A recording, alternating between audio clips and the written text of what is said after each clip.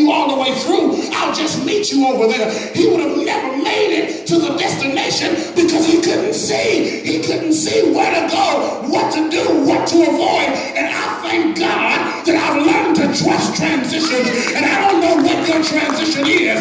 There may be a transition in your family. There may be a transition in your finances. There may be a transition in your employment. But baby, if you believe that Jesus is the Son of the living God, you believe that he orchestrates the affairs of this life, you just gotta trust the transition. It may not make sense, but trust the transition. You may not understand it, but you gotta trust the transition. You've never done it that way before. Trust the transition. You never operated like that before. Trust the transition. Why? Because you don't see now. Okay, let me.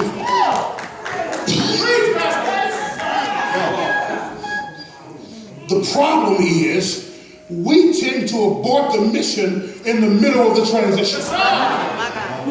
We decide it's too difficult, it's too hot, I gotta move too much, I gotta adjust too much, too many things are changing, it don't look like it used to look, it don't feel like it used to feel, so I just can't go no further. I'm gonna take my toys, I'm gonna sit down and do nothing. But baby, don't die in the middle of the transition. You gotta get all of it. Not only do we see this man's facilitators, the text teaches us about his faith. He took a chance, he took a hand, and he trusted the transition. Now Jesus has him outside the city, and he spits in his eyes. Now, in that culture, saliva was believed to have medicinal value, and when applied, it was supposed to facilitate some level of healing. And as much as that may be true, where I'm from,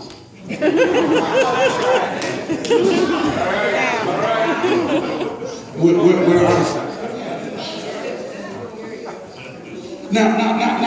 Now, let me help you understand something right quick before I dive into this. There is a record of Jesus healing at least 7 blind men in the Gospels. One man, he healed by voice. He said to Bartimaeus, your faith has made you whole. One man, he healed by touch. Put his hands on him. His eyes were open. Another man, Jesus spat on the ground, took clay, put it on the man's eyes, told him to wash, and he came back singing.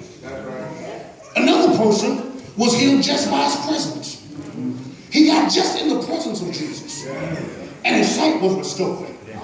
But this man in Mark chapter 8, Jesus doesn't say anything. He doesn't talk about anything. He doesn't mix a salve on the ground. He literally just turned it.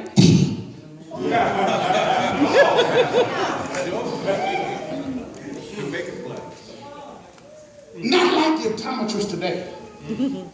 When you go to the eye doctor today, I go often. Says you're going to feel a tiny puff of air. It may make you momentarily uncomfortable, but prepare yourself, and there's going to be one gust in each eye.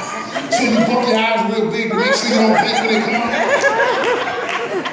Not like, no, that ain't what I'm talking about. The optometrist says that there's going to be a red dot in the center of the screen. Use your eyes to follow the screen.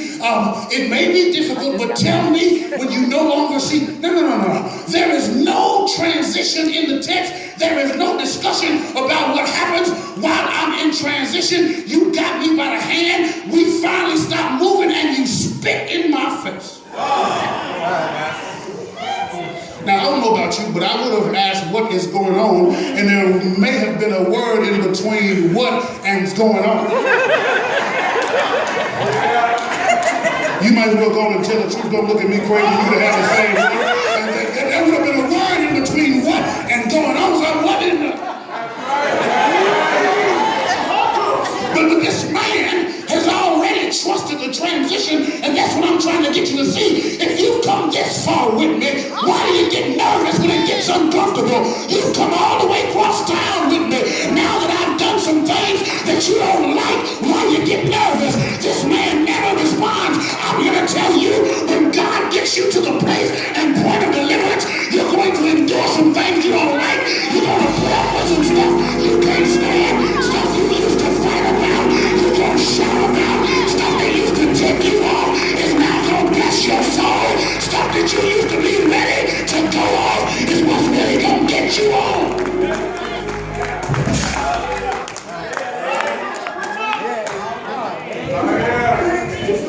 Text says he spit on his eye and he touched it. Now listen, this is something I want you to get. This is the only place where you see Jesus heal and then he does follow up. Yeah. All right. He touched the man.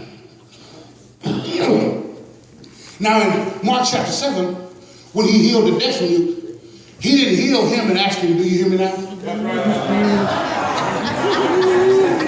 He just healed him and took off. But with this blind man, he spits on it, then he touches his eyes and says, what do you see?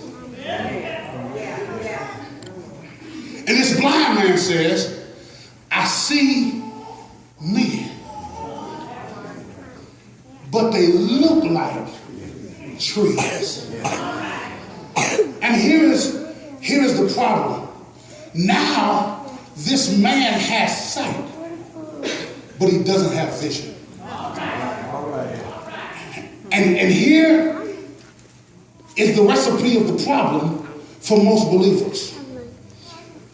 We walk with the Lord long enough just to see something. He said, I see men, and they look like trees. And most of us would have left running and hollering because now we could see more than we've seen before. So we just want to let everybody know, hey, I can see. But the reality is you need him to do it again. See, listen, he has vision, but he doesn't have perception. He has sight, but he doesn't have perception. He's able to see images, but he sees images without understanding. Because after all, even a man that's tall as big as me, he don't look like a tree.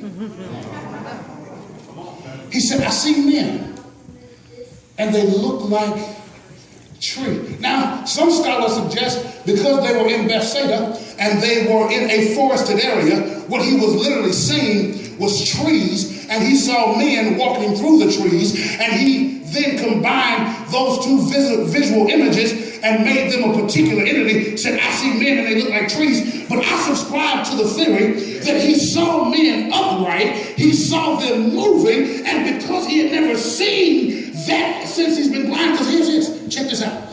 History teaches us that this man went blind. All right. He wasn't born blind. Some accident or disease had robbed him of his sight. And that holds good news for us, because those of us who encounter the Lord, the little bit we can see, it's a recovery of what we used to see, and we don't see clearly. So here's the text. I'm closing when I tell you this. Maybe I'm not. I don't know. He says, I see men, and they look like trees. And Jesus touched him again. But follow the text. Come on, look at the text with me, y'all. Let's interpret it. I want to make sure we got it right here. Then Jesus laid his hands